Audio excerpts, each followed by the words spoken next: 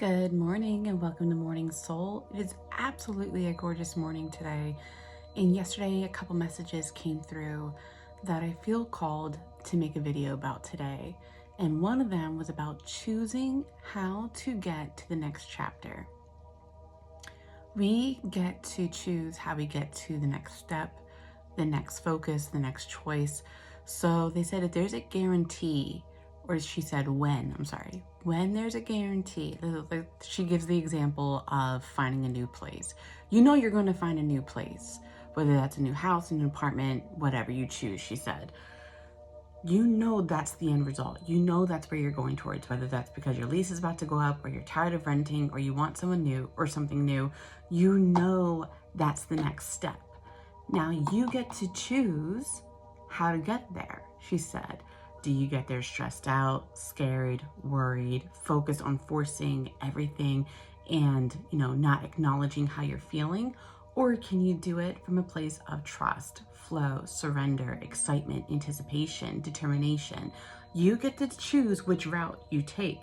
So it's almost like she said, you're putting a destination into the GPS and they give you the fast track route, they give you the slower route, and they give you other detours.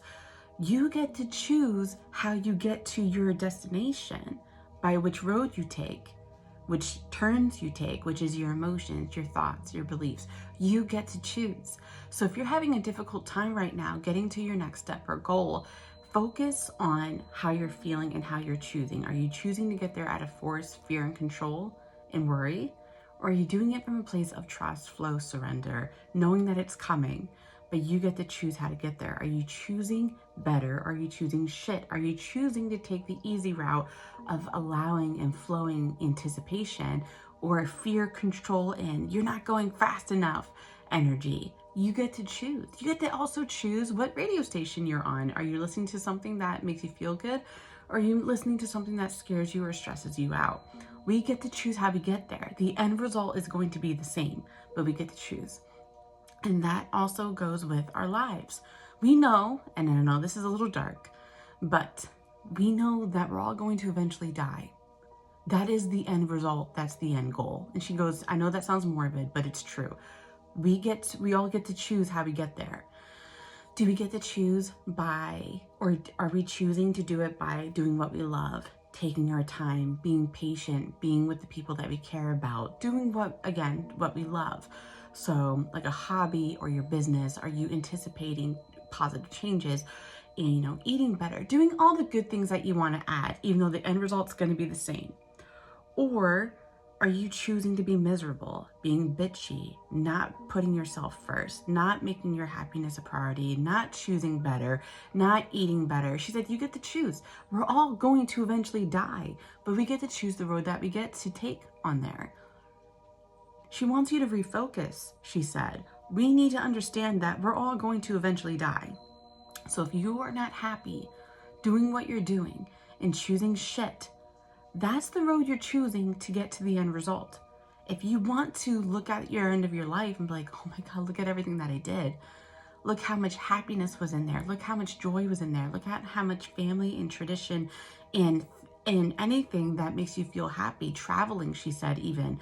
Just imagine the best possible life and being able to review it at the very end, rather than going, oh my God, I can't believe I wasted my entire life doing this. I can't believe I was miserable. I can't believe I was rude. I can't believe I never forgave that person. Not because I, want them to feel okay with what they did, but because I didn't allow myself to choose to have freedom over that anger that I'm holding on to. That is such a waste, she said. What fuel are you putting in your vehicle? And she goes, that's a metaphor.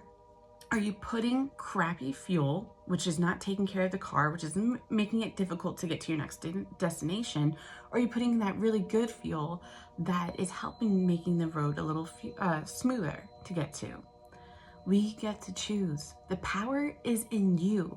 Even if there's things happening right now that are out of your control, you get to choose to get really frustrated and angry and in more control about it, or choosing, okay, this is showing me what I need to do next. Maybe I need to trust more. Maybe I need to surrender more. Maybe this is showing me this is not the right job or right opportunity for me. But thank you for showing me the contrast, because now I get to focus on what I truly want, which is more flow, more ease, more money, more happiness. We get to choose how we interpret all these experiences, especially when she goes, let's go back to literal. You're on this road, you want to get to the store, but something happens, whether it's a pothole, a sinkhole, an accident, and all of a sudden you're being put on a detour because they have to take care of this situation. Rather than getting mad and frustrated, thinking, I'm never going to make it to the store, you're going to take another route. Okay, this road's safer. This road is easier. This road is, full of opportunities because there's nothing going on here. Because if there was something wrong, I wouldn't be detoured here. But I'm still going to get to the store. I'm still going to get to the place that I need to. I just need to take a different road. She said, this is how open we want you to be. That if something's not flowing, check your emotions. How are you looking at it? But also seeing that if you're being detoured somewhere else, it's not because you're doing something wrong. It's because you're being asked to look at something differently or to do something differently. And she said, we also want you to think about this. If you want something to change, you cannot expect the situation that you're in to stay the same. So she said, if you're going to move, the place that you're at is going to get uncomfortable. It's going to feel stuffy. You need to pack up. That area has to change to get to the new place. Or a job, she said. If you need to get a new job, the place that you're at is not going to be absolutely amazing and give you everything that you want all of a sudden.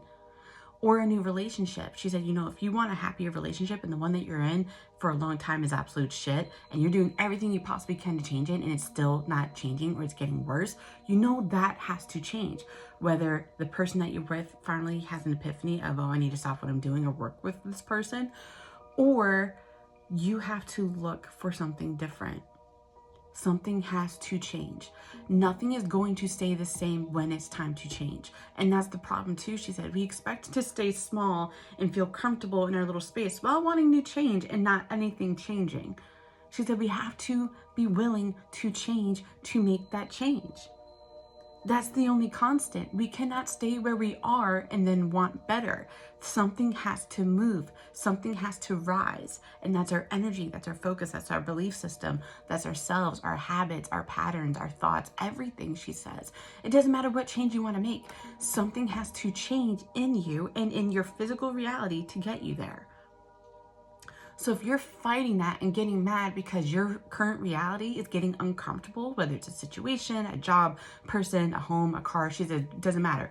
If it's starting to feel uncomfortable or not happy for you, it's because it's time for a change, whether that's your thought process, your focus, or making a move physically in your reality. But you have to follow that up with emotions. You can't be frustrated where you are and not put any energy of where you're going. You have to be like, oh, this is exciting. This is exactly what I wanted. Thank you for showing me shit, because this is showing me where I want to go. This is showing me that, a better opportunity is coming. Whatever that is, she said, you have to refocus. You have to make that positive turn to make that positive change. You can't get frustrated that something's not going the way you want and then better to come. She said, that's not how this works.